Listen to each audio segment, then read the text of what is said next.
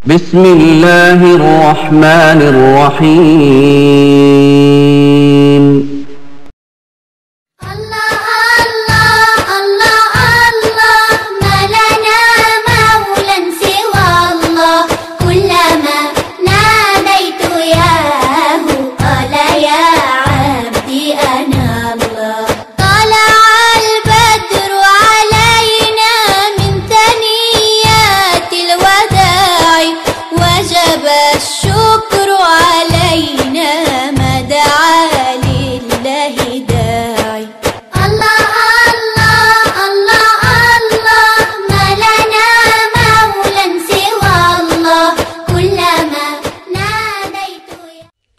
السلام عليكم ورحمة الله وبركاته.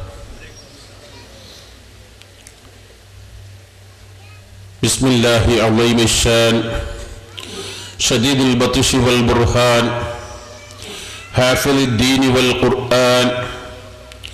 بسم الله ما شاء الله كان وما لم يشأ لم يكن لا حول ولا قوة إلا بالله العلي العظيم. لا حول ولا قوة إلا بالله العلي العظيم. لا حول ولا قوة إلا بالله العلي العظيم. الصلاة والسلام عليك يا سيدي يا رسول الله. خذ بيدي قلت حيلتي أدركني. الصلاة والسلام عليك يا سيدي يا رسول الله. خذ بيدي قلت حيلتي أدركني. الصلاة والسلام عليك يا سيدي يا رسول الله.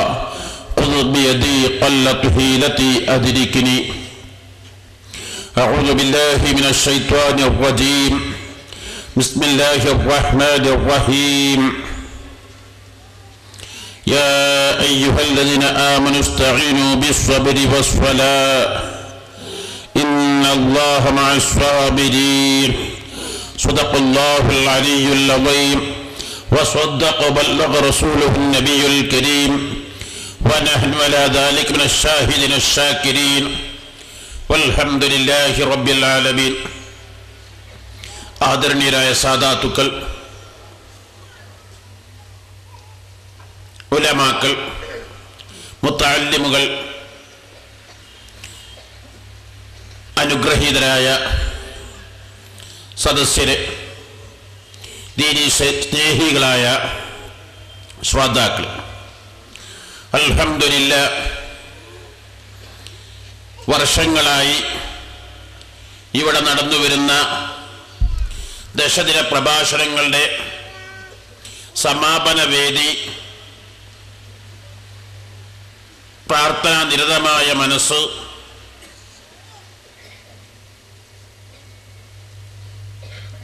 ദിക്റുകൾ, സ്വലാത്തുകൾ നിറഞ്ഞ അനുഗ്രഹീത രാവ് എല്ലാം അല്ലാഹു കബൂലാക്കുമാറാവട്ടെ. ഇന്ന് ഇതുപോലുള്ള നിരവധി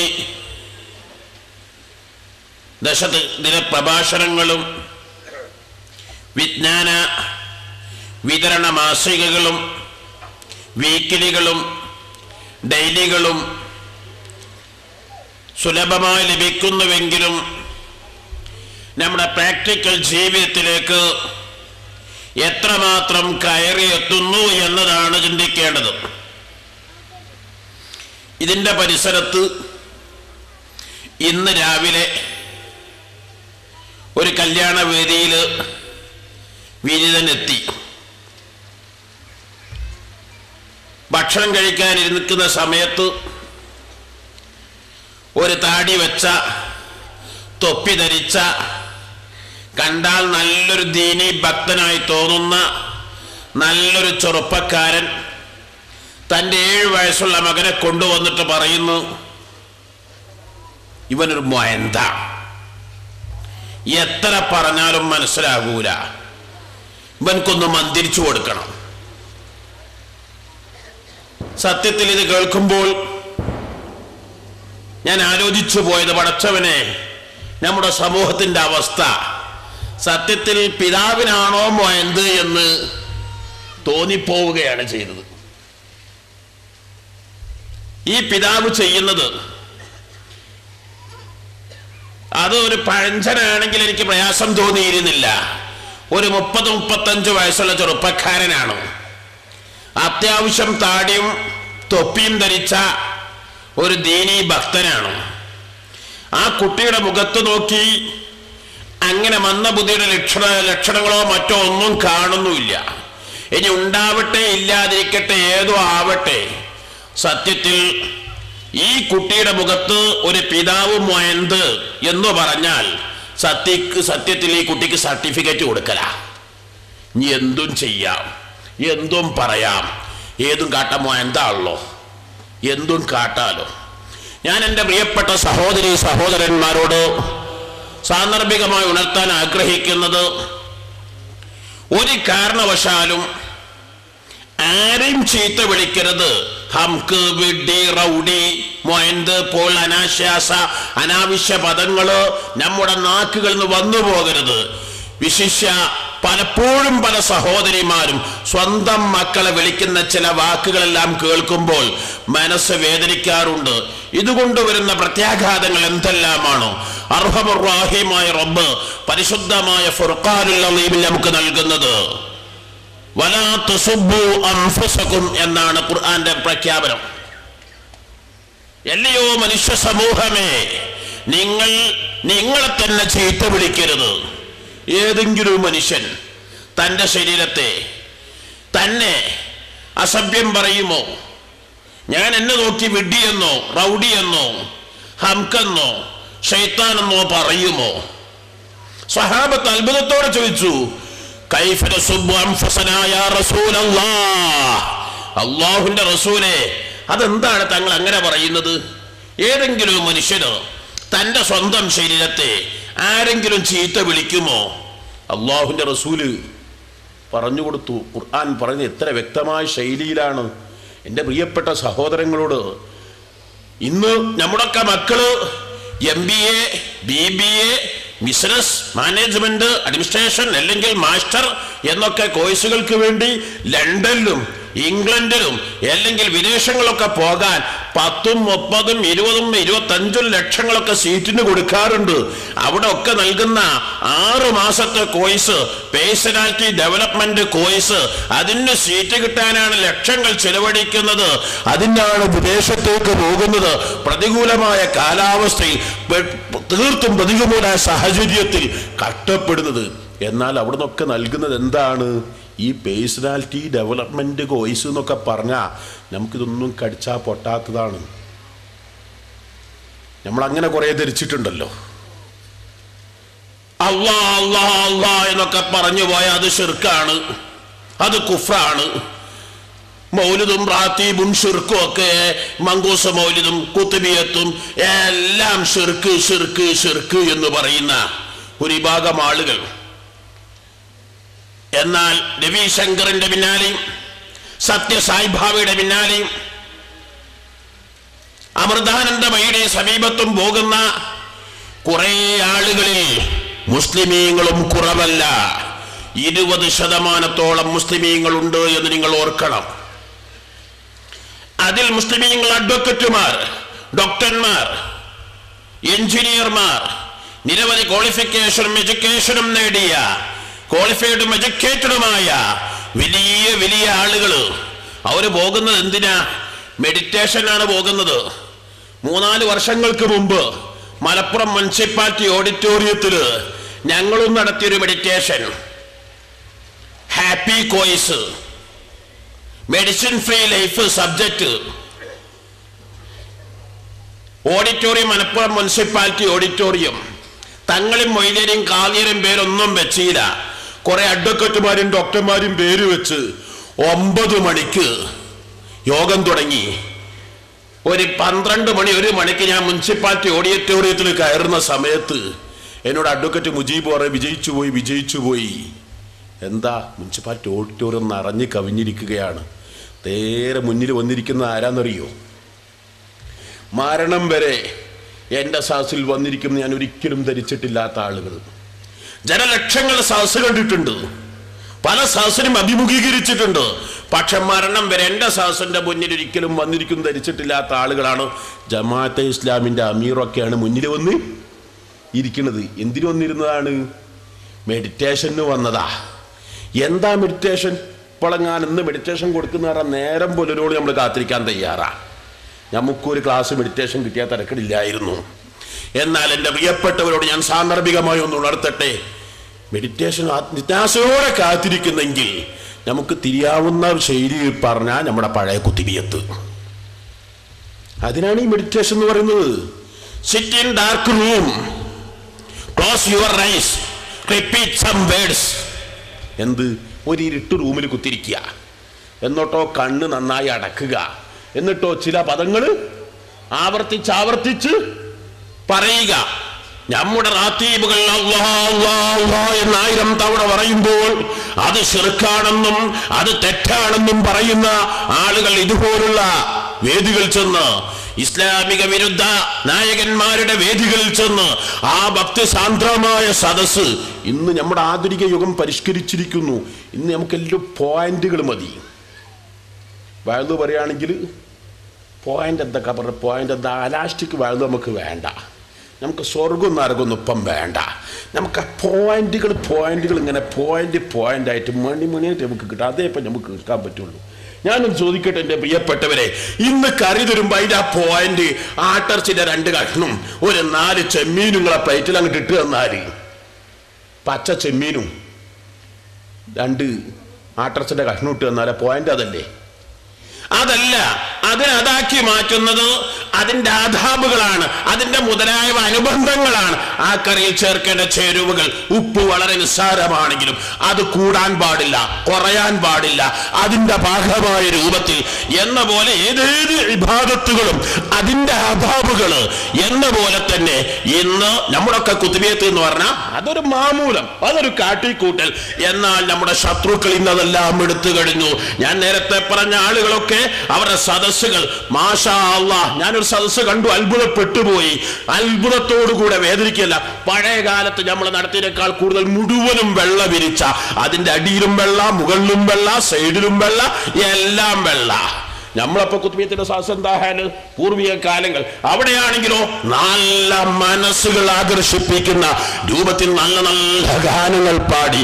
എന്നിട്ടോ ഞാൻ നേരത്തെ പറഞ്ഞ പോലെ സിറ്റ് ഇൻ ഡാർക്ക് റൂം, റൂമിലിരുന്ന് കണ്ണ് നന്നായി അടച്ച് ഓം നമോ നാരായണ പോലുള്ള ബഹുദൈവാരാധന വചനങ്ങൾ ചൊല്ലി എന്നിട്ട് കണ്ണ് തുറന്ന നല്ല ഹാപ്പി, നല്ല രസം. ഇസ്ലാമിൽ നിന്ന് പുറത്തു പോയാൽ ഇവിടെ റാത്തീബുകൾ ചൊല്ലുന്നത്, മൗലൂദുകൾ ചൊല്ലുന്നത് ശിർക്കാണെന്ന് പറയുന്നവർ ഒന്ന് നിങ്ങൾ സാന്ദർഭികമായി മനസ്സിലാക്കണം. മഹാനായ ഇമാം ബുഖാരി റഹിമഹുല്ലാഹു തആല തങ്ങൾ അവിടുത്തെ സ്വഹീഹുൽ ബുഖാരിയിൽ 9 സ്ഥലത്താണ് പറയുന്നത്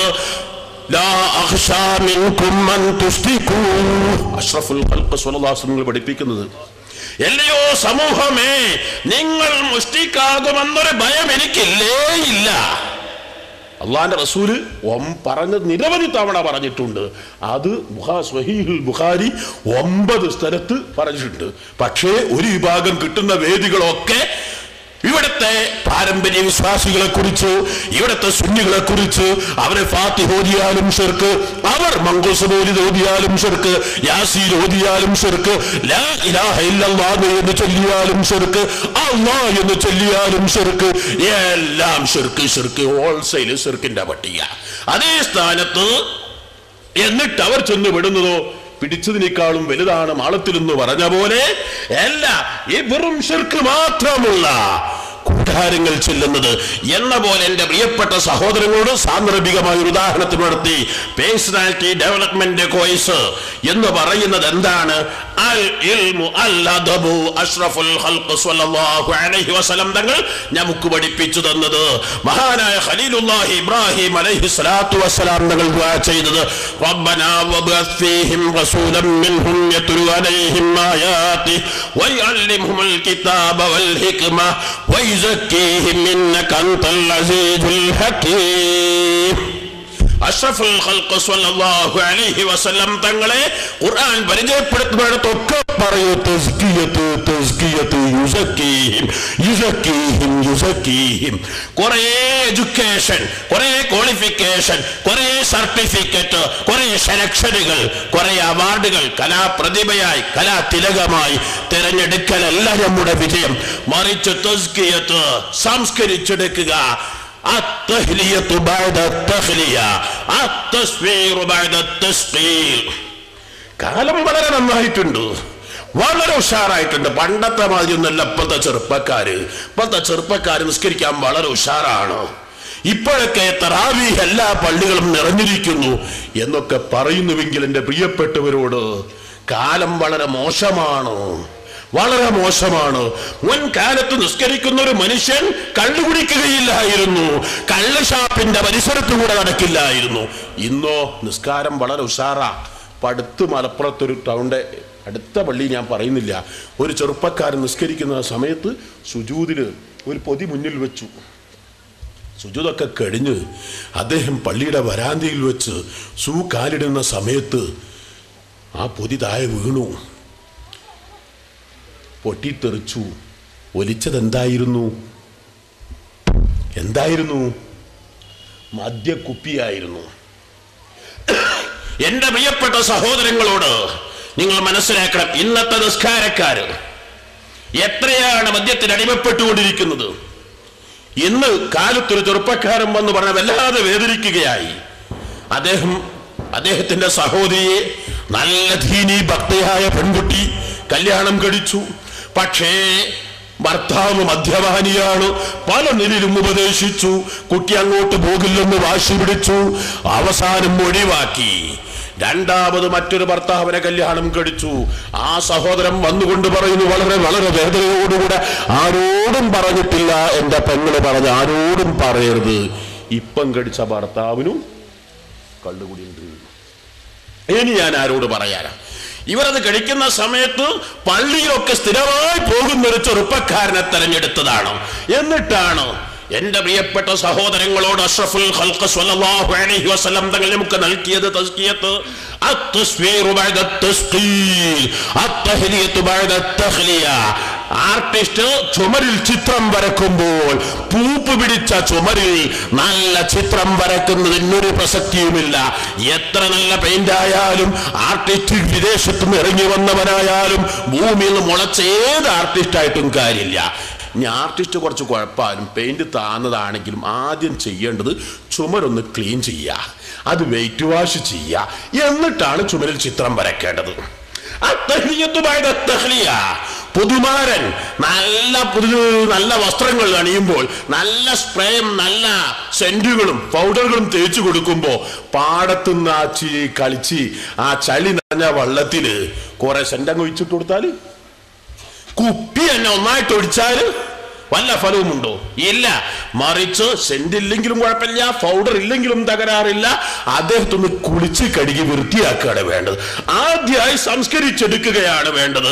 ഇതാണ് അഷ്റഫുൽ ഖൽഖ് സ്വല്ലല്ലാഹു അലൈഹി വസല്ലം തങ്ങൾ എ ടു സെഡ് മിൻ അവ്വലിഹി ഇലാ ആഖിരിഹി ഒരു മനുഷ്യന്റെ അനാശ്വാസ പ്രവർത്തനങ്ങളിൽ നിന്ന്, അശ്ലീല ചിന്തകളിൽ നിന്ന്, എല്ലാ അധാർമികതകളിൽ നിന്ന്, എല്ലാ അനാശ്വാസ പ്രവർത്തനങ്ങളിൽ സംസ്കരിക്കുകയാണ്. മനുഷ്യത്വം അതിൽ പ്രധാന ഘടകമാണ്. എൻ്റെ പ്രിയപ്പെട്ടവരോട് നമ്മുടെ നാക്കുകളിലൂടെ അനാവശ്യ വാക്കുകൾ ഒരിക്കലും വന്നു പോകരുത്. അത് വാപ്പ മകനെയും പറയരുത്, മകൻ വാപ്പയെയും പറയരുത്, അത് വാപ്പ ആരെക്കുറിച്ചും പറയരുത് എന്ന് ഖുർആൻ പഠിപ്പിക്കുന്നു. വലാ തസുബ്ബു അൻഫുസകും, നിങ്ങളെ സ്വന്തം ശരീരങ്ങളെ നിങ്ങൾ ചീത്ത വിളിക്കരുതെന്ന് പറയുന്നത്.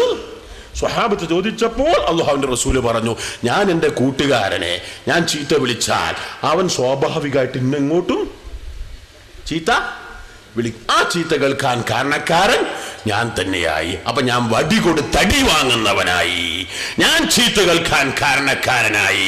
അതുകൊണ്ട് തന്നെ ഒരു കാരണവശാലും അത് ചെയ്യരുത്. ഒന്ന്. രണ്ടാമത്തെ മറ്റൊരു വശം, ചില സമയങ്ങൾ വളരെ പെട്ടെന്ന് ഇജാബത്ത് കിട്ടുന്ന സമയങ്ങളുണ്ടോ?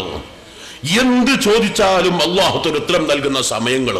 അത് ഉമ്മയോ ഉപ്പയോ മക്കളെ കുറിച്ച് പറയുന്നെങ്കിൽ, ഉസ്താദ് ശിഷ്യനെ കുറിച്ച് പറയുന്നെങ്കിൽ അത് നേരെ കുറിക്കങ്ങ് കൊള്ളും. അള്ളാഹുത്താൽ അതേ രൂപത്തിലാക്കി തീർക്കും. അപ്പൊ ആ സമയങ്ങളാണ് ഹംകെ എന്ന് വിളിക്കുന്നതെങ്കിൽ, അല്ലെങ്കിൽ പട്ടി, അല്ലെങ്കിൽ അനാവശ്യ വാക്കുകൾ, പറയാൻ പറ്റാത്ത വാക്കുകൾ പറയുന്ന ലക്ഷണം കെട്ടവനെ, കുരുത്തം കെട്ടവനെ. നമ്മുടെയൊക്കെ സംസ്കാരം പറയാതിരിക്കലാ നല്ലത്. ഞാൻ കഴിഞ്ഞ ഏതാനും മാസങ്ങൾക്ക് മുമ്പ് ജീവിതത്തിൽ ആദ്യമായിട്ട് കേരളത്തിലെ നിയമസഭ ഒന്ന് കാണാൻ വേണ്ടി പോയി. എൻ്റെ ജീവിതത്തിൽ ആദ്യമായിട്ടാണ് നിയമസഭ ഒന്ന് കാണാൻ വേണ്ടി. അന്ന് നിയമസഭ നടക്കുന്ന ടൈമാണ്. 9 മണിക്ക് തുടങ്ങി 9:10 ആകുമ്പോഴേക്ക് നിയമസഭ ആകെ തച്ചി പിരിഞ്ഞി. അങ്ങനെ സ്പീക്കറെ കാണാൻ വേണ്ടി ചെന്നു. അപ്പൊ സ്പീക്കർ ലക്ഷണം കെട്ടവനെ എന്നൊരു ജനനായകനാണ് മറ്റുള്ളവർ, കുരുത്തം കെട്ടവനെ എന്നിങ്ങോട്ട് പ്രതികരണ ശേഷി. മാഷാ അല്ലാഹ്, നമ്മുടെ ജനനായകരും നമ്മുടെ നേതാക്കളും ഈ സെക്രട്ടേറിയറ്റുകളും ഈ പാർലമെന്റ് മന്ദിരങ്ങളിലും ഉപയോഗിക്കുന്ന, ഇന്ന് അൺപാർലമെന്ററി വേർഡുകൾ ഉപയോഗിക്കുന്ന ഏറ്റവും ഇന്നത്തെ പദം തന്നെ ഞങ്ങൾ അൺപാർലമെന്ററി വേർഡ് എന്നാണല്ലോ. പറയാതിരിക്കലല്ലേ ഇതിനെക്കുറിച്ചൊക്കെ നല്ലത്. അഷ്റഫുൽ ഖൽഖ് സ്വല്ലല്ലാഹു അലൈഹി വസല്ലം തങ്ങളുടെ പ്രിയപ്പെട്ട സുഹൃത്തെ, നിങ്ങൾ മനസ്സിലാക്കണം. അനസ് റളിയല്ലാഹു തആല തങ്ങൾ പറയുന്നു, ഖദംതു ലി റസൂലില്ലാഹി സ്വല്ലല്ലാഹു അലൈഹി വസല്ലം 10 سنين وأنا ابن 7 سنين فما قال لي أف ولما فعلت هلا فعلت. എല്ലയോ ജനനായകന്മാരെ, ജനപ്രതിനിധികളെ, എല്ലയോ മനുഷ്യ സമൂഹമേ, നിങ്ങൾ അഷ്റഫുൽ ഖൽഖ് സ്വല്ലല്ലാഹു അലൈഹി വസല്ലം തങ്ങളിലേക്ക് തിരിച്ചു വരുവിൻ. അതാ വ്യക്തിത്വം, പേഴ്സണാലിറ്റി ഡെവലപ്മെന്റ് അവിടുന്ന് പഠിക്കുവിൻ. എന്താണ്? അനസ് റളിയല്ലാഹു തആല തങ്ങൾ പറയുകയാണ്, ഖദംതു ലി റസൂലില്ലാഹി സ്വല്ലല്ലാഹു അലൈഹി വസല്ലം, അഷ്റഫുൽ ഖൽഖ് സ്വല്ലല്ലാഹു അലൈഹി വസല്ലം തങ്ങൾക്ക് ഞാൻ 10 വർഷത്തോളം പരിചാരകനായി, വേലക്കാരനായി, കൂലിക്കാരനായി ഞാൻ നിന്നു. എന്നിട്ടോ വയസ്സെനിക്ക് എത്രയാണ്? വാന ഇബ്നു 7 സിനീൻ, കേവലം 7 വയസ്സ്. 7 വയസ്സ് തൊട്ട് 17 വയസ്സ് വരെ ഞാൻ അഷ്റഫുൽ ഖൽഖ് സ്വല്ലല്ലാഹു അലൈഹി വസല്ലം തങ്ങളുടെ വേലക്കാരനായിരുന്നു. ഫമാ ഖാല ലീ ഉഫിൻ വലലിമ ഫഅൽത ഹല്ലാ ഫഅൽത. ഈ 10 വർഷത്തിനിടയ്ക്ക് ഒരിക്കൽ പോലും അവിടുന്ന് ഛേ എന്നൊരു പദം പോലും ആരോടും ഉപയോഗിക്കുന്നു ഞാൻ കണ്ടിട്ടില്ല, കേട്ടിട്ടില്ല. നമ്മളൊക്കെ കുറെ മാന്യന്മാരുണ്ട്, കുറെ നായകരുണ്ട്, നേതാക്കളുണ്ട്. ഇലക്ഷനൊക്കെ എടുത്താൽ അവരെ ചിരി ബെൽറ്റിന്റെ അല്ലെങ്കിൽ ബാഗിന്റെ ചെയിൻ തുറന്നു വെച്ച പോലെയാ. പിന്നെ ആ ചിരി അസ്തമിക്കൂല. വലിയ സാമൂഹ്യക്ഷേമ പ്രവർത്തകരാണ്, സർവാദരണീയരാ. പക്ഷെ പെരയിലേക്ക് വന്നു നോക്കിയ ഭാര്യയോട് പറയുന്ന പദം, സ്വന്തം ഉമ്മയോടുള്ള സമീപനം, മക്കളോടുള്ള അഷ്റഫുൽ ഖൽഖ് സ്വല്ലല്ലാഹു അലൈഹി വസല്ലം നിങ്ങൾ പഠിപ്പിച്ചു, നിങ്ങൾ ഏറ്റവും ഉത്തമർ, നിങ്ങൾ ഏറ്റവും മാന്യന്മാർ. അങ്ങാടിയിൽ നടന്ന് കവല പ്രസംഗങ്ങൾ നടത്തുന്നവരല്ല, തൂലികളോട് എഴുതുന്നവരല്ല. സ്വന്തം ഭാര്യ, മക്കളോട്, കുടുംബങ്ങളോട് എങ്ങനെ സമീപിക്കണമെന്നുള്ളവര്. ആ കുടുംബജീവിതത്തിലേക്കൊക്കെ കടക്കാൻ സമയം അനുവദിക്കുന്നില്ലല്ലോ എൻ്റെ പ്രിയപ്പെട്ടവര്. ധാരാളം സഹോദരിമാരും സഹോദരന്മാരും ഉണ്ട്. കുടുംബം എന്ന ആ ഒരു പദത്തിന് അർത്ഥം തന്നെ മലയാളത്തിൽ ആകെ ഞാൻ 2 വേണ്ടേ അർത്ഥം കണ്ടിട്ടുള്ളൂ. ഒന്ന് മലയാളം എന്നുള്ളത്, അത് മാലായാലം എന്നാ. അറബികളിട്ട പേരാ മാല. യാലം ആർക്കും അറിയാത്തത്. അറബി ഏത് വേർഡ് എടുത്തു നോക്കിയാലും അതിനൊക്കെ കുറെ രഹസ്യങ്ങൾ കാണാം. പക്ഷെ കുടുംബം എന്നുള്ളത് എന്താണെന്ന് അറിയില്ല, അതിന് വലിയ അർത്ഥം കാണുന്നുണ്ട്. കൂടുമ്പോൾ ഇമ്പം എന്നാണ് കുടുംബം എന്ന പദത്തിനർത്ഥം. പക്ഷേ ഇന്ന് കുടുംബം എന്ന് പറഞ്ഞാൽ കൂടുമ്പോൾ കൊമ്പ് കോർക്കുക എന്നതാണ്. ഇംഗ്ലീഷിൽ പറയുക വൈഫ്, WIFE. മുമ്പൊക്കെ പറഞ്ഞു വണ്ടർഫുൾ ഇൻസ്ട്രുമെന്റ് ഫോർ എൻജോയ്മെന്റ്, ആസ്വാദനത്തിന് ഏറ്റവും നല്ല മാർഗം. ഇപ്പോഴോ വറീസ് ഇൻവൈറ്റഡ് ഫോർ അവർ. അവൾ എന്ന് കയറി വന്നോ അന്ന് തൊട്ട് തലവേദന. മലയാളത്തിൽ പറയല് ഭാര്യ, ഭർത്താവ്. ഭാര്യ എന്ന് പറഞ്ഞാൽ ഭരിക്കപ്പെടുന്നവൾ. എന്നാൽ ഇവിടൊക്കെയാണ് അറബി. നിക്കാഹ്, സിവാജ്, ഇതാണല്ലോ കുടുംബജീവിതത്തിന് ഇസ്ലാം ഉപയോഗിക്കുന്ന പദം. സൗജ്, സൗജ് എന്ന് പറഞ്ഞാൽ ഇണ എന്നാണ് അതിൻ്റെ അർത്ഥം. ഇണ എന്ന് പറഞ്ഞാൽ എന്താ അതിൻ്റെ അർത്ഥം? എൻ്റെ ഒരു ഇണ ജോഡിയാണ്. അതിൽ നിന്ന് ആചരങ്ങളെ സൂന് എത്ര വില, ചെരുപ്പിന് എത്ര വില? 200 റുപ്യ 300 റുപ്യ ഉണ്ടാവുമല്ലേ, അതിലൊരു ചെരുപ്പ് കൊണ്ടുകൊണ്ട് പോയി. എന്നാൽ ബാക്കി ചെരുപ്പിന് 150 റുപ്യ ഞങ്ങൾ എടുക്കുമോ? 50 റുപ്യ എന്നാലോ 10 റുപ്യ എന്നാലോ കൊണ്ടുപോയിക്കോ എന്നറിയും. ആ ഇണക്ക് വിലയുണ്ടാകുന്നത് മറ്റൊരു ഇണ കൂടി വരുമ്പോഴാണ്. അപ്പോൾ അറബിയിൽ പറയുന്ന പദം രണ്ടുപേർക്കും ഒരേ എല്ലയോ ഖുർആന്റെ പ്രഖ്യാപനം എത്രമാത്രം മനോഹരമായ പ്രഖ്യാപനമാണ്. ഇണ അത് രണ്ടും തുല്യമാണ്. നിക്കാഹ് എന്താ അർത്ഥം? കൂടി ചേരുക. കൂടി ചേരുക എന്ന് പറഞ്ഞാൽ ചായയിൽ പഞ്ചാരയും ചായപ്പൊടിയും വെള്ളവും പാലും ചേർത്ത് കൂട്ടിച്ചേർത്ത. എന്നിട്ട് പിന്നെ എനിക്ക് തോന്നുകയാണ് ആ പാലെനിക്ക് വേണ്ട, ആ പാലിൽ നിന്ന് എടുക്കാൻ പറ്റുമോ? പഞ്ചാര വേറെ എടുക്കാൻ പറ്റുമോ? ഷുഗർ കംപ്ലൈൻ്റ് ഉള്ള ഡയബറ്റിക് പ്രോബ്ലം ഉള്ള ഒരാൾക്ക് കൊടുത്തിട്ട് എനിക്ക് മധുരം വേണ്ട, ആ ചായ അവന് കൊടുക്കാൻ പറ്റൂലോ? അവനക്ക് മധുരമില്ലാത്ത വേറെ ചായ കൊടുക്കല്ലാതെ അത് കൂടി ചേർന്നാൽ അങ്ങ് ഒന്നാവണം. കുടുംബ ജീവിതം ഇസ്ലാം ഉദ്ദേശിക്കുന്നത് ഹുന്ന ലിബാസുൽ ലക്കും വഅൻതും ലിബാസുൽ ലഹുന്ന. എല്ലയോ പുരുഷ സമൂഹമേ, നിങ്ങൾ സ്ത്രീകൾക്ക് ഡ്രസ്സുകളാണ്, സ്ത്രീകളെ നിങ്ങൾ പുരുഷർക്ക് ഡ്രസ്സുകളാണ്. ഇത്രമാത്രം സമത്വത്തോടുകൂടെ സ്ത്രീകൾക്ക് സ്വാധീനം നൽകിയ മതം മറ്റേതാണ്? ഒന്നുകൂടി നിങ്ങൾ മനസ്സിലാക്കണം. കേരളത്തിൽ ഇന്ന് ജീവിച്ചിരിക്കുന്ന ഏറ്റവും വലിയ സീനിയർ അഡ്വക്കറ്റ് എന്നോട് നേരിട്ട് പറഞ്ഞതാണ്, ഞാൻ ബൈബിളിന്റെ പഴയ നിയമം വായിച്ചിട്ടുണ്ട്, പുതിയ നിയമം വായിച്ചിട്ടുണ്ട്, ഗീത വായിച്ചിട്ടുണ്ട്, രാമായണം വായിച്ചിട്ടുണ്ട്, നിങ്ങളെ ഖുർആനും ഞാൻ വായിച്ചിട്ടുണ്ട്. അദ്ദേഹം പറഞ്ഞ വാക്കാ. ഞാൻ ബൈബിള് വായിച്ചിട്ടുണ്ട്, ഗീത വായിച്ചിട്ടുണ്ട്, പഴയ നിയമം വായിച്ചിട്ടുണ്ട്, പുതിയ നിയമം വായിച്ചിട്ടുണ്ട്, നിങ്ങളെ ഖുർആനും ഞാൻ വായിച്ചിട്ടുണ്ട്. പക്ഷേ നിങ്ങളെ ഖുർആന് കുടുംബജീവിതത്തെ പറഞ്ഞ രൂപത്തിൽ മാറ്റി ഗീതയും പറഞ്ഞിട്ടില്ല, രാമായണവും പറഞ്ഞിട്ടില്ല, ബൈബിളിന്റെ പഴയ നിയമവുമില്ല, പുതിയ നിയമവുമില്ല, ഒരു വേദഗ്രന്ഥവുമില്ല. ഇത് പറയുന്നത് ഒരു സുന്നിയല്ല, ഒരു മുസ്ലിമല്ല, ഒരു സാധാരണക്കാരനല്ല, സാധാരണ അഡ്വക്കറ്റുമല്ല, ഇന്ന് കേരളത്തിൽ ജീവിച്ചിരിക്കുന്ന ഏറ്റവും വലിയ സീനിയർ അഡ്വക്കറ്റ്. അടുത്ത ദിവസം കഴിഞ്ഞ 8-ാം തീയതി ശ്രീലങ്കയിൽ നിന്ന് ഡോക്ടറേറ്റ് നേടിയ ഇവിടുത്തെ ലീഡിംഗ് ജേണലിന്റെ ഡയറക്ടർ എന്നോട് പറഞ്ഞ വാക്ക് സംസാരിക്കുന്ന സമയത്ത് അദ്ദേഹം പറഞ്ഞൊക്കെ എന്നെ വല്ലാതെ ചിന്തിപ്പിച്ചു.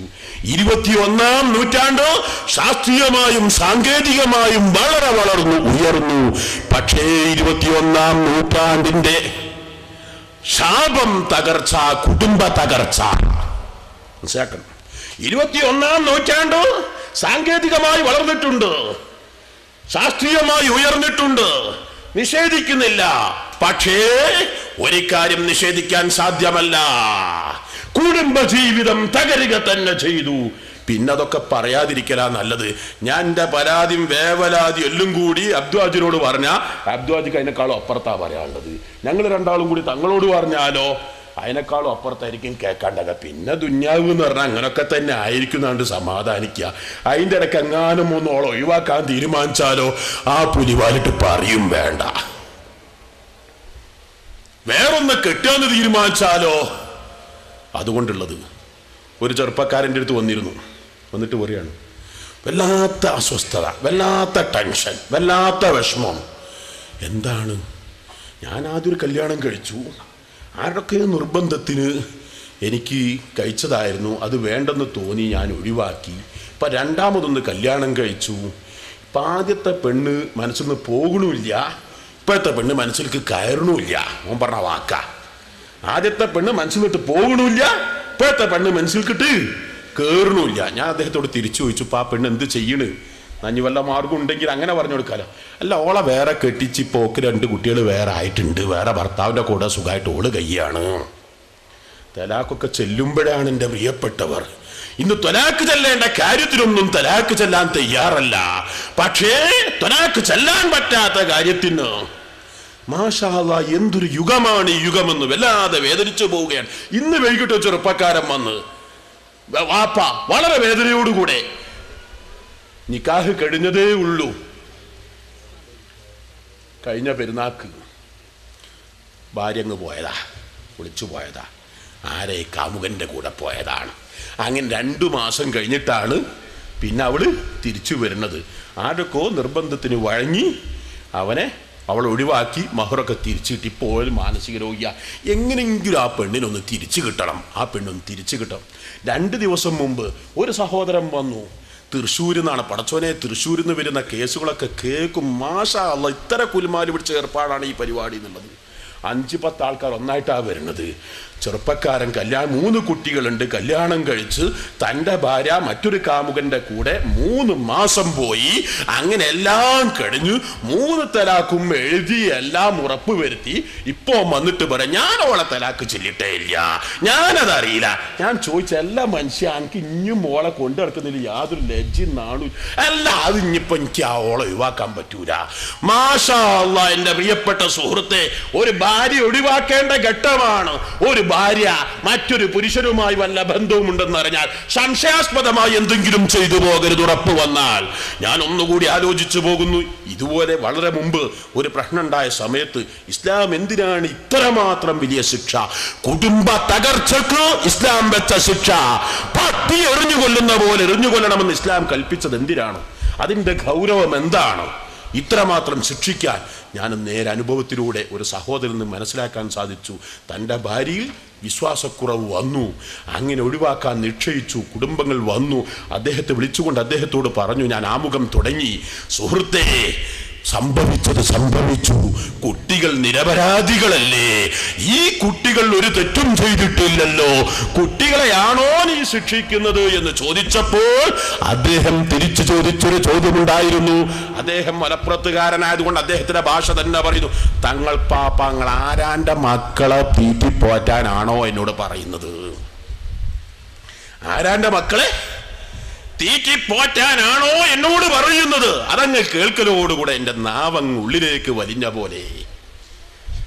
എന്റെ പ്രിയപ്പെട്ട സുഹൃത്തെ, മനസ്സിലാക്കുക, ഏത് കുടുംബജീവിതത്തിൽ സ്വന്തം മക്കളെ സ്നേഹിക്കുന്ന പോലെ ഒരാളെയും ആരും സ്നേഹിക്കുന്നില്ല. ബാധ്യതകളൊന്നും ചില്ലറയില്ലല്ലോ. എൻ്റെ സർവസ്വം എൻ്റെ മക്കൾക്ക്. എന്നാൽ എൻ്റെ മകനാണെന്നുള്ളതിന് എന്ത് തെളിവാണ് എനിക്കുള്ളത്? നിങ്ങൾക്ക് ആർക്കെങ്കിലും വല്ല തെളിവുണ്ടോ നിങ്ങളുടെ മക്കൾ നിങ്ങളുടെ മക്കളാണെന്നുള്ളതിന്? നിങ്ങളുടെ പറമ്പിന് ആധാരമുണ്ട്, വീടിന് കൈവശ സർട്ടിഫിക്കറ്റ് ഉണ്ട്, നിങ്ങളുടെ വീട്ടിലെ മോട്ടറിന് ഗ്യാരണ്ടി കാർഡുണ്ട്, ബില്ലുണ്ട്. ബില്ലില്ലാത്ത ഒന്നുമില്ല. എന്നാൽ നിങ്ങളുടെ വീടും പറമ്പും നിങ്ങളുടെ മക്കൾക്ക്, നിങ്ങളുടെ സർവസ്വം നിങ്ങളുടെ മക്കൾക്ക്, എല്ലാം നിങ്ങളുടെ മക്കൾക്ക്. നിങ്ങളുടെ മക്കൾക്ക് എന്താണ് നിങ്ങൾക്ക് രേഖയായിട്ടുള്ളത്? ഏതെങ്കിലും ഒരു രക്ഷിതാവിന് വല്ല രേഖയും നൽകാൻ സാധ്യമാണോ? എന്നാൽ ഒരൊറ്റ വിശ്വാസം മാത്രം, എൻ്റെ ഭാര്യനെ വഞ്ചിച്ചിട്ടില്ല എന്നുള്ള ഒരൊറ്റ വിശ്വാസം. ആ വിശ്വാസം അങ്ങ് തകർന്നു പോയാൽ പിന്നെ സർവസ്വവും തകർന്നത് തന്നെ. അതുകൊണ്ട് തന്നെ വിശ്വാസം കളങ്കപ്പെടുത്തുന്ന ഏതേത് പ്രവർത്തനങ്ങളും ഇസ്ലാം വളരെ ഗുരുതരമായി തന്നെ കണ്ടു. അതുകൊണ്ടാണ് കുടുംബം തകർന്നു പോവരുത്. പരിശുദ്ധമായ ഫുർഖാനുൽ അലീമിൽ അർഹമുർ റഹീമായ റബ്ബ് സൂറത്തുർ റൂമിൽ കുടുംബജീവിതത്തെ കുറിച്ച് പറയുന്നത്, വമിൻ ആയാതിഹി അൻ ഖലഖ ലക്കും മിൻ അൻഫുസികും അസ്വാജൻ ലിതസ്കുനൂ ഇലൈഹാ വജഅല ബൈനകും മവദ്ദതൻ വറഹ്മ ഇന്ന ഫീ ദാലിക ലആയാതിൻ ലിഖൗമിൻ യതഫക്കറൂൻ. എന്താണ് ഖുർആന്റെ ആ പ്രഖ്യാപനങ്ങളൊക്കെ? മാഷാ അല്ലാഹ്. എവിടെയാണ് ഖുർആൻ അത് പറയുന്നത്? ഏത് സൂറത്തിലാണ് പറയുന്നത്? സൂറത്തിലാണത് പറയുന്നത്. സൂറത്ത് എന്ന് പറഞ്ഞാൽ തന്നെ അത്ഭുതങ്ങളുടെ കലവറകളാണ്. മഹാസംഭവത്തെക്കുറിച്ച്, വിശ്വസിക്കാൻ ഒരിക്കലും സാധ്യമല്ലാത്തൊരു സംഭവത്തെക്കുറിച്ച്. അതാ ഞാപ്പങ്ങളോട് പറയാണ്, അമേരിക്ക ഞാൻ കയ്യിൽ പിടിച്ചു എന്ന് പറഞ്ഞാൽ, ഞാൻ അമേരിക്കയുടെ അധിപനായി എന്ന് പറഞ്ഞാൽ നിങ്ങൾ ആ നിമിഷം എന്നെ മാനസിക രോഗിയായി ചിത്രീകരിക്കൂലേ? അക്കാലത്ത് ഏറ്റവും വലിയ ഇന്നത്തെ അമേരിക്ക, ഇന്നത്തെ ബ്രിട്ടൻ, അങ്ങനെ ശക്തിയുള്ളൊരു നാടാണല്ലോ റോം എന്ന് പറയുന്നത്. ഓർക്കാൻ പോലും പറ്റാത്തത് അഷ്റഫുൽ ഖൽഖ് സ്വല്ലല്ലാഹു അലൈഹി വസല്ലം തങ്ങളതാ പ്രവചിക്കുന്നു, അലിഫ് ലാം മീം ഗുലിബത്തിർ റൂം. ഖുർആൻ എന്ന് പറഞ്ഞാൽ അങ്ങനെ വായിച്ചു പോകാനുള്ളതല്ല. ഖുർആൻ ക്ലാസ്സിലൊക്കെ ഒന്ന് സംബന്ധിക്കുന്നത് വളരെ നല്ലതാണ്. മഹാനായ ഇമാം ഖല്ലൂബി തങ്ങൾ പറയുന്നത് 60,000 മുഅ്ജിസത്ത് ഖുർആനിലുണ്ട് എന്നാണ്. എൻ്റെ പ്രിയപ്പെട്ടവരെ, നിങ്ങൾ മനസ്സിലാക്കണം, നമുക്ക് ഖുർആൻ ഒരു മുഅ്ജിസത്ത് കാണുമോ? 1 അല്ല 2 അല്ല 10 അല്ല 60,000 മുഅ്ജിസത്ത് ഖുർആനിൽ. അതിൽ വലിയൊരു മുഅ്ജിസത്താണ് ഈ സൂറത്ത്. അലിഫ് ലാം മീം ഗുലിബത്തിർ റൂം. ഇതാ റൂം അടുത്ത നിമിഷത്തിൽ മുസ്ലിമീങ്ങളുടെ അധീനതയിലാണ്. ഇതങ്ങ് കേൾക്കലോടുകൂടെ കുഫാറുമൊക്കെ കയ്യെ പൊട്ടിച്ചെറിക്കാൻ തുടങ്ങി, അവരെ കളിയാക്കാൻ തുടങ്ങി. എന്ത് വിഡിത്താ പടച്ചോനെ ഈ പറയുന്നത്? ഇല്ല, മാഷാ അല്ലാഹ്, ഏതാനും നാളുകൾക്കുള്ളിൽ റൂം അധീനതയിൽപ്പെട്ടില്ലേ. അങ്ങനെ നിരവധി അത്ഭുതങ്ങൾ പറയുന്ന കൂട്ടത്തിൽ വമിൻ ആയാതി അൻ ഖലഖകും മിൻ തുറാബ് സുമ്മ ഇദാ അൻതും ബശറുൻ തൻതശിറൂൻ വമിൻ ആയാതി അൻ ഖലഖ ലക്കും മിൻ അൻഫുസികും അസ്ബാദൻ ലിതസ്കുനൂ ഇലൈഹാ വജഅല ബൈനകും മവദ്ദതൻ വറഹ്മ ഇന്ന ഫീ ദാലിക ലആയാതിൻ ലിഖൗമിൻ യതഫക്കറൂൻ വമിൻ ആയാതിഹി ഖൽഖുസ് സമാവാതി വൽ അർദ് വഖ്തിലാഫു അൽസിനതികും വഅൽവാനികും ഇന്ന ഫീ ദാലിക ലആയാതിൻ ലിൽആലമീൻ വമിൻ ആയാതിഹി മനാമുകും ബില്ലൈലി വന്നഹാർ. അങ്ങനെ തുടങ്ങി മിൻ ആയാതിഹി നിരവധി ദൃഷ്ടാന്തങ്ങൾ പറയുന്ന കൂട്ടത്തിൽ രണ്ടാമതായി അല്ലാഹു പറയുന്നത് അല്ലാഹു നൽകുന്ന ഏറ്റവും വലിയൊരു അനുഗ്രഹമാണ്. നമുക്ക് ഏറ്റവും വലിയ സിമ്പിളാ കുടുംബജീവിതം എന്ന് പറഞ്ഞ. എന്നാ അല്ലാഹു പറഞ്ഞതോ അതിന്റെ തൊട്ടുമ്പ് പറഞ്ഞത് എന്താണെന്നറിയോ? അമേരിക്കന്റെ പ്രസിഡന്റും ബ്രിട്ടന്റെ പ്രസിഡന്റും പറഞ്ഞ കൂട്ടത്തിൽ നമ്മളെ പഞ്ചായത്ത് പ്രസിഡന്റ് പേര് അറിയോ? പഞ്ചായത്ത് പ്രസിഡന്റ് പേര് അറിയാൻ പാട്ടോ? പഞ്ചായത്ത് ഇപ്പോഴത്തെ യുവാക്കളോടൊക്കെ മണ്ണെന്ന് മനുഷ്യനുണ്ടായിരുന്നു. എന്നിട്ട് അതിനൊക്കെ നമ്മൾ കുറെ ന്യായീകരിക്കും. എന്താ തിന്നുന്ന പച്ചക്കറി മനുഷ്യന് ഊർജം നൽകുന്നത് പച്ചക്കറികൾ, ആ പച്ചക്കറി മണ്ണിന്ന് അതാണ്. അപ്പൊ മനുഷ്യന്റെ ഉത്ഭവം മണ്ണിൽ അങ്ങനെയായിരിക്കും അല്ലാഹു തആല ഖുർആനിൽ പറഞ്ഞത്. ആരും ഇത് പറയില്ല, ഈ അറിയാത്തവരെ തുളുമ്പുള്ളൂ. ഇപ്പൊ നമുക്കെങ്ങാനും സയൻസിനെ കുറിച്ച് ഒരു ചെറിയ ബോധം വരുമ്പോഴേക്ക് ഏഴാനാകാശം എവിടെ, ഏഴാം ഭൂമി എവിടെ, എന്താ എന്നൊക്കെ ചോദിച്ച് ഖുർആന്റെ നേരെ കുതിര കയറുന്ന എത്ര മുസ്ലിം മക്കളുണ്ട്. എന്നാൽ സാന്ദർഭികമായി ഒന്ന് ചോദിക്കട്ടെ, കഴിഞ്ഞ നവംബർ 15 നിങ്ങളുടെ നമ്മുടെ നാടുകൾ ഇറങ്ങിയ ഏറ്റവും ലീഡിംഗ് പത്രമായ ആ പത്രത്തിന്റെ സൺഡേ സപ്ലിമെന്റ് ഒന്ന് മറിച്ചു നോക്കുക. ഇന്ന് ഇന്ത്യയിൽ ശാസ്ത്രത്തെക്കുറിച്ച് എല്ലാ ലോകത്ത് സംസാരിക്കാൻ ഏറ്റവും അധികാരമുള്ള ഒരു മഹാശാസ്ത്രജ്ഞനാണല്ലോ ISRO ചെയർമാൻ. ആരാണ്? ആർക്കറിയണ്ടേ? ഇന്ത്യൻ സ്പേസ് റിസർച്ച് ഓർഗനൈസേഷൻ ആരാണ്? മാധവൻ നായർ മുമ്പേനി ആരാണ്? മാഷാ അല്ലാഹ്. അത് മുമ്പേ ഇനി കഴിഞ്ഞതും പുതിയത് വന്നോ നിങ്ങൾ അറിയിട്ടില്ല. ആരാണ്? രാധാകൃഷ്ണൻ. അദ്ദേഹത്തോട് ചോദിച്ചു, നിങ്ങൾ ദൈവവിശ്വാസവും ശാസ്ത്രബോധവും നിങ്ങൾ എങ്ങനെയാണ് നിങ്ങൾ സമന്വയിപ്പിക്കുന്നത്? ദൈവ വിശ്വാസം അല്പം ഒരു LKG UKG അല്ലെങ്കിൽ സയൻസ് +1 +2 എടുത്താ പിന്നെ സയൻസ് അങ്ങ് കഴിഞ്ഞാൽ ഏഴാനാകാശം എവിടെ, ഏഴാം ഭൂമി എവിടെ, സ്വർഗം എവിടെ, നരകം എവിടെ, എവിടെ എവിടെ, അതൊക്കെ ഒരു പഴഞ്ചൻ, അതൊക്കെ തട്ടിപ്പാണെന്ന് പറയുന്നെങ്കിൽ ഇന്നെന്റെ പ്രിയപ്പെട്ടവരോട് 1969 ആദ്യമായി ഈ ലോകം ചന്ദ്രൻ കാലുകുത്തിയതെങ്കിൽ ഇന്ത്യ ഇന്നേവരെ കാലുകുത്തിയിട്ടില്ല. 2010 കാലുകുത്തുമെന്ന് പറഞ്ഞിരുന്നു. ഇല്ല, 2013 കാലുകുത്തുമെന്ന് ഇപ്പോൾ പറയുന്നുണ്ട്. അങ്ങനെ കാലുകുത്തുന്നെങ്കിൽ അതിൽ ചന്ദ്രൽ കയറാനുള്ള ആളാണ് ആര്? രാധാകൃഷ്ണനോട് ചോദിക്കുന്നത്. ദൈവവിശ്വാസവും മറന്നോ? ദൈവവിശ്വാസവും ശാസ്ത്ര ബോധവും നിങ്ങൾ എങ്ങനെ സമന്വയിപ്പിക്കുന്നു? അദ്ദേഹം 3 മറുപടി പറഞ്ഞു. ഒന്ന് ഓർക്കുന്നത് വളരെ നന്നായിരിക്കും. ശാസ്ത്രത്തെ കുറിച്ച് അറിയും തോറും ഒന്നും അറിയില്ലെന്ന് എനിക്ക് ബോധ്യപ്പെടുന്നു. ആകാശങ്ങളെക്കുറിച്ചും ഭൂമികളെക്കുറിച്ചും ഗോളങ്ങളെക്കുറിച്ചും പഠിക്കും തോറും ഒന്നും അറിയുന്നില്ലെന്ന് എനിക്ക് ബോധ്യപ്പെടുന്നു. എത്ര അറിയില്ല. ഇക്കാലം അത്രയും പഠിച്ചിട്ടും ഏകപ്രപഞ്ചമാണോ ബഹുപ്രപഞ്ചമാണോ എന്ന് പോലും എനിക്ക് മനസ്സിലായിട്ടില്ല. ഏകപ്രപഞ്ചാണോ ബഹുപ്രപഞ്ചാണോ എന്ന് പോലും എനിക്ക് മനസ്സിലായിട്ടില്ല. പഠിക്കും തോറും ഒരു പ്രപഞ്ചാതീത ശക്തി ലോകത്തെ നിയന്ത്രിക്കുന്നു എന്നെനിക്ക് എപ്പോഴും ബോധ്യം വരുന്നു. ഇത് പറയുന്ന ഒരു സുന്നി മുസ്ലിയാരല്ല, ഒരു ഖാദിയല്ല, ഒരു സാധാരണ സയന്റിസ്റ്റ് അല്ല, മറിച്ച് ലോകത്തിന് ജീവിച്ചിരിക്കുന്ന ഏറ്റവും വലിയ സയന്റിസ്റ്റുകളിൽ ആയതുകൊണ്ട് എന്റെ പ്രിയപ്പെട്ടവരോട് പറയട്ടെ, ഈ ആയത്തിന്റെ പേരിൽ എത്ര സയന്റിസ്റ്റുകൾ ഇസ്ലാമിലേക്ക് വന്നിട്ടുണ്ടെന്ന് അറിയാമോ? മണ്ണിലുള്ള വിശേഷണങ്ങൾ, കാൽസ്യങ്ങളും ഗുണങ്ങളുമാണ് മനുഷ്യരിൽ അടങ്ങിയിരിക്കുന്നത്. ആയതുകൊണ്ട് തന്നെ മനുഷ്യന്റെ ഉൽപ്പത്തി 1400 വർഷങ്ങൾക്ക് മുമ്പ് മനുഷ്യൻ എന്തെല്ലാം ഘടകങ്ങൾ വേണ്ടതുണ്ടോ അതെല്ലാം എല്ലാം മണ്ണിന്റെ ഘടകങ്ങളാണ്. അതുകൊണ്ട് വമിൻ ആയാതിഹി അൻ ഖലഖകും മിൻ തുറാബ് സുമ്മ ഇദാ അൻതും ബശറുൻ തൻതശിറൂൻ. മണ്ണിൽ നിന്ന് പടക്കപ്പെട്ട മനുഷ്യ, ഇന്ന് നീ അമേരിക്കയുടെ അധിപനാണെങ്കിൽ, ഇന്ത്യയുടെ പ്രധാനമന്ത്രിയാണെങ്കിൽ, നമ്മുടെ പഞ്ചായത്തിന്റെ പ്രസിഡന്റ് ആണെങ്കിൽ, ഇതിന്റെ ശേഷം റബ്ബ് പറയുന്നു വമിൻ ആയാതിഹി ഖൽഖുസ് സമാവാതി വൽ അർദ് വഖ്തിലാഫു അൽസിനതികും വഅൽവാനികും. ആകാശഭൂമികളെ പടക്കുന്നു. ഇത് രണ്ടും പറയുന്നതിന്റെ ഇടയിലാണ് അല്ലാഹു തആല പറയുന്നത് വമിൻ ആയാതിഹി അൻ ഖലഖ ലക്കും മിൻ അൻഫുസികും അസ്വാജൻ ലിതസ്കുനു ഇലൈഹാ വജഅല ബൈനകും മവദ്ദതൻ വറഹ്മ ഇന്ന ഫീ ദാലിക ലആയാതിൻ ലിഖൗമിൻ യതഫക്കറൂൻ. മാഷാ അല്ലാഹ്. കുടുംബജീവിതത്തിന് ഇസ്ലാം നൽകുന്ന പ്രാധാന്യം എല്ലയോ മനുഷ്യ സമൂഹമേ, അല്ലാഹു നൽകിയ ഏറ്റവും വലിയ ദൃഷ്ടാന്തമാണ്. ചിന്തിക്കുന്നവർ ചിന്തിക്കട്ടെ, ആലോചിക്കുന്നവർ ആലോചിക്കട്ടെ. എത്രമാത്രം വലിയ ദൃഷ്ടാന്തമാണ്. 2 തറവാട്, 2 വീട്, 2 കുടുംബങ്ങള്, അത് സമന്വയിപ്പിക്കാൻ ലോകത്തൊരു ശക്തിക്കും സാധ്യമല്ല. ഖുർആൻ പറഞ്ഞു ലൗ അൻഫഖ്ത മാ ഫിൽ അർളി ജമീഅ മാ അല്ലഫ്ത ബൈന ഖുലൂബിഹിം. 21-ാം നൂറ്റാണ്ട് ശാസ്ത്രീയമായി വളർന്നെങ്കിൽ, സാങ്കേതികമായി ഉയർന്നെങ്കിൽ, അതാ 2 മനസ്സുകൾ തമ്മിൽ ഒന്നിപ്പിക്കണമെന്ന് ശാസ്ത്രത്തിന് ഉദ്ദേശിച്ചാൽ കഴിയില്ല. നമ്മുടെ മലപ്പുറത്തുകാര് 30 കൊല്ലം മുമ്പ് സൗദിയിലേക്ക് എത്താൻ ആഗ്രഹിച്ചിരുന്നുവെങ്കിൽ ഇവിടെ നിന്ന് ബോംബെയിലേക്ക് 3 ദിവസം 4 ദിവസം ട്രെയിനിലേക്ക് ഇരിക്കേണ്ടിയിരുന്നു. അവിടെ നിന്ന് മുസാഫർ ഖൈനിൽ നരക തുല്യമായ ജീവിതം, അവിടെ നിന്ന് കപ്പലിൽ പോയിരുന്ന യാത്ര.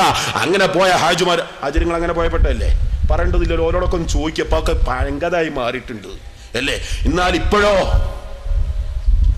നമ്മുടെ കൊടിഞ്ഞും സൗദിയും തമ്മിലുള്ള ദൈർഘ്യം എത്ര? 3 മണിക്കൂർ 4 മണിക്കൂർ. ഇനി ഒന്നും കൂടി വേണ്ട. അള്ളാന്റെ റസൂൽ ഇതൊക്കെ പഠിപ്പിച്ചിട്ടുണ്ട്.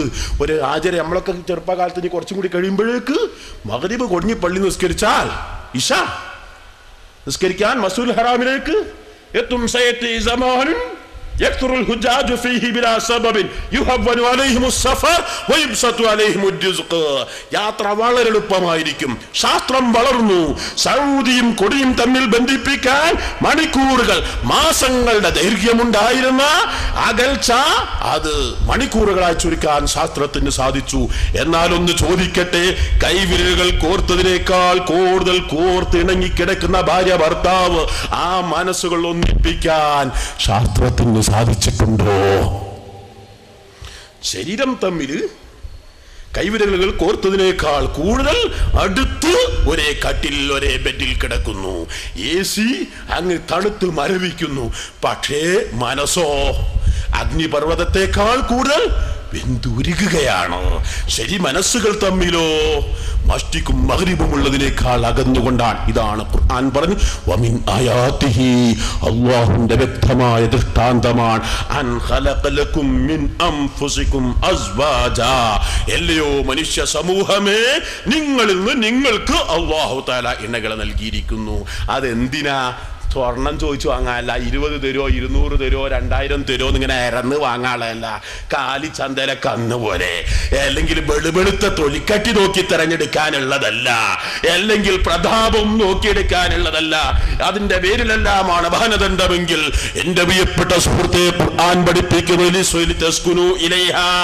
മനുഷ്യനെ നിയന്ത്രിക്കുന്നത്, ലോകം നിയന്ത്രിക്കുന്നത് മനുഷ്യൻ, മനുഷ്യനെ നിയന്ത്രിക്കുന്നത് കൽബ്. കൽബ് എന്ന അറബി പദത്തിന്റെ അർത്ഥം തന്നെ മറിയാക.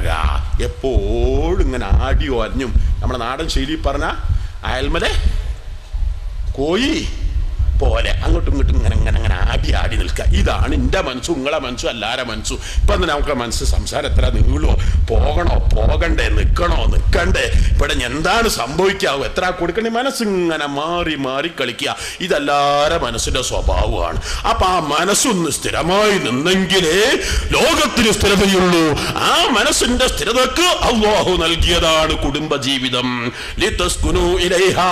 ടെൻഷൻ ഫ്രീ ലൈഫ്, രഹിതമായ മനക്ലേശരഹിതമായ കുടുംബജീവിതം. അതിനുള്ള മാർഗം എന്താ? അതെങ്ങനെ ഉണ്ടാക്കല്? വജഅല ബൈനക്കും മവദ്ദതൻ വറഹ്മ. നിങ്ങൾ തമ്മിൽ അല്ലാഹു തആല മവദ്ദത്ത് നിങ്ങൾക്ക് നൽകി, റഹ്മത്ത് നൽകി. എന്താ റഹ്മത്ത്? അതൊക്കെ പണ്ടത്തെ ഉസ്താദുമാര് തട്ടിപ്പടച്ചുണ്ടാക്കിയ പോത്താമ്പി പോലെ, അല്ലെങ്കിൽ മറ്റേതോ പോത്താമ്പൂച്ചേ പോലെ പറഞ്ഞുണ്ടാക്കി ഓരോന്നല്ലാതെ എന്താ റഹ്മത്ത്? റഹ്മത്ത് എന്താണെന്ന് അറിയണ്ടേ പ്രിയപ്പെട്ടവരെ? മഹാനായ ഇബ്നു ദബ്ബാഗ് റളിയല്ലാഹു തആല തങ്ങൾ ഇദ്രീസിൽ പറയുന്നു, നൂറുൻ സാകിനുൻ ഫിൽ ഖൽബി യഖ്തലി തഫദ്ദുല വൽ ഇഹ്സാൻ. എന്റെ പ്രിയപ്പെട്ട സുഹൃത്തെ, നമ്മുടെ നാടുകളിൽ റഹ്മത്ത് പോയില്ലേ? നമ്മുടെ വീടുകളിൽ റഹ്മത്ത് പോയില്ലേ? നമ്മുടെ കുടുംബങ്ങളിൽ റഹ്മത്ത് പോയില്ലേ?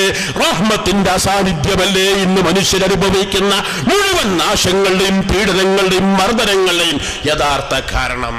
നമുക്ക് റഹ്മത്ത് ഒരു ഓട്ടോ ഫാഷനായി മാറി.